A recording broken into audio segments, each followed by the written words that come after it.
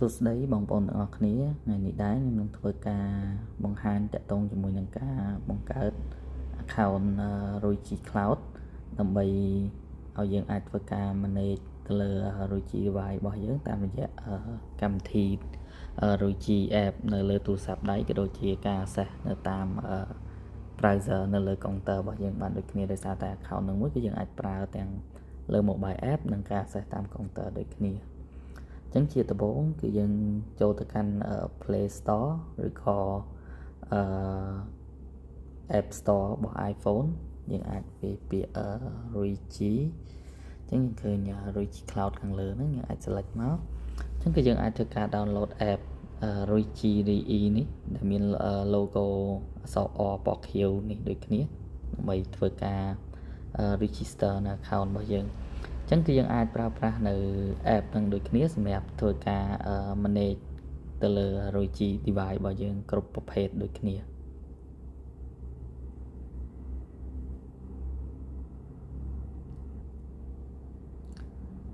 ចឹងបន្ទាប់ពី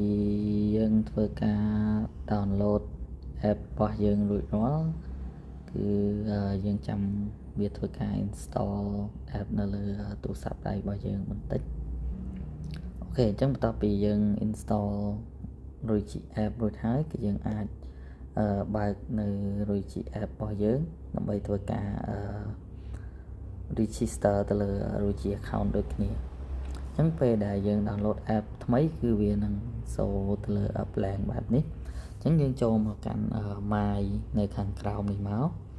អញ្ចឹងបើសិនជាបងប្អូនអត់ទាន់មាន account ទេបងប្អូនអាច click ទៅលើពាក្យ register ឬក៏ login ហ្នឹងមកបើសិនជាយើងមាន account ស្រាប់រួចហើយយើងអាចបំពេញ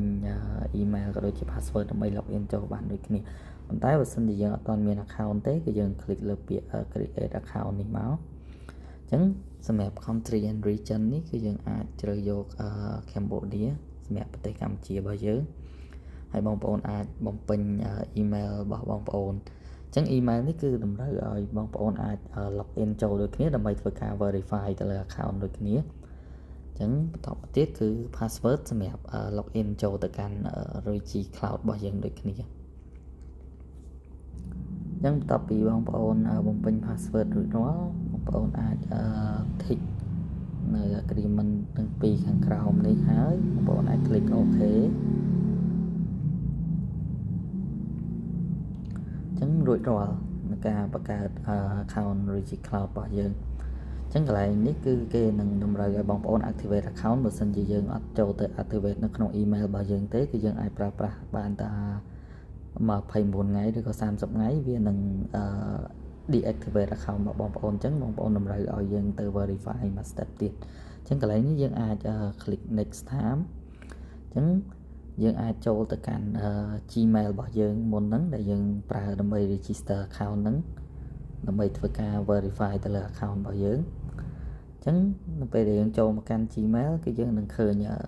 email មួយពីខាង Roychi Cloud មកដើម្បីឲ្យយើង activate account របស់យើង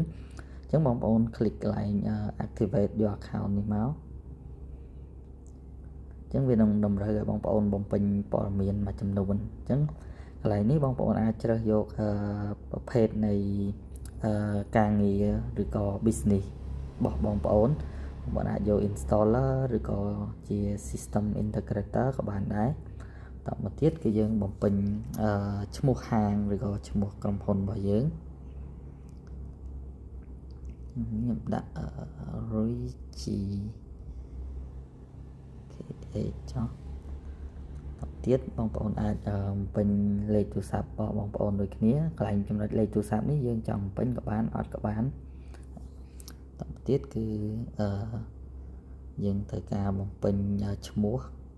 អញ្ចឹងកន្លែងនេះបងប្អូនអាចដាក់ឈ្មោះបងប្អូនក៏បានឬក៏ដាក់ឈ្មោះហាងរបស់បងប្អូនក៏បានដូចគ្នាអញ្ចឹងបន្ទាប់ពីធ្វើការបំពេញព័ត៌មាននឹងរួចហើយបងប្អូន click កន្លែង agree នេះមកហើយតាមទៀតគឺយើងអាច submit អញ្ចឹងគឺយើងឃើញប៉ុណ្ណេះគឺរួចរាល់បានន័យថាការ verify របស់យើង account របស់យើងគឺជោគជ័យអញ្ចឹងបន្ទាប់មកគឺយើងធ្វើការ refresh ទៅលើ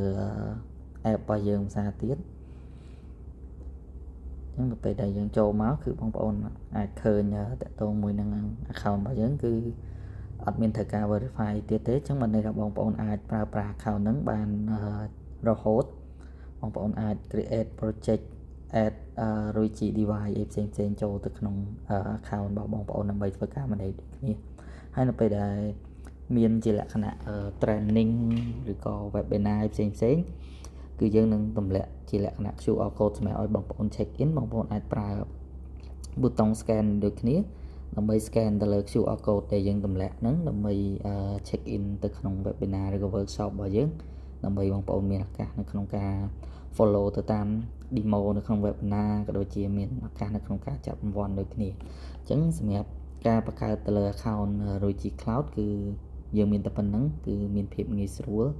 អត់ត្រូវការពេលច្រើនទេអញ្ចឹងយើងបង្កើតហើយ activate បានប៉ុណ្ណឹងគឺយើងអាចប្រើប្រាស់ account នឹងជារៀងរហូតហើយយើងអត់ limit ទៅលើការ add device ក៏ដូចជាការ create ទៅលើ project ផ្សេងៗដូចគ្នាបាទសូមអរគុណអញ្ចឹងយើងនឹងជួបគ្នានៅវីដេអូក្រោយដូចគ្នា